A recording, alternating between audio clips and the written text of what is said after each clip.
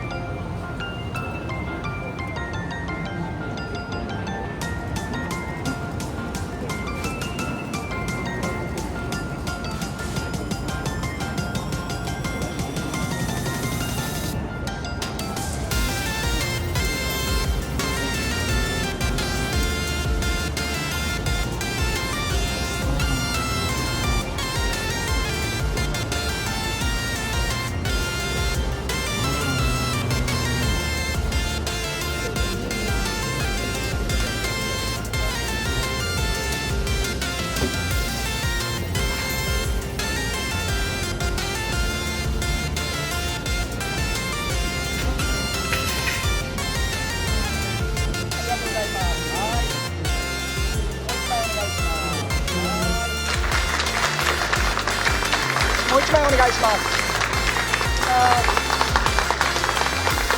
もう一枚になります。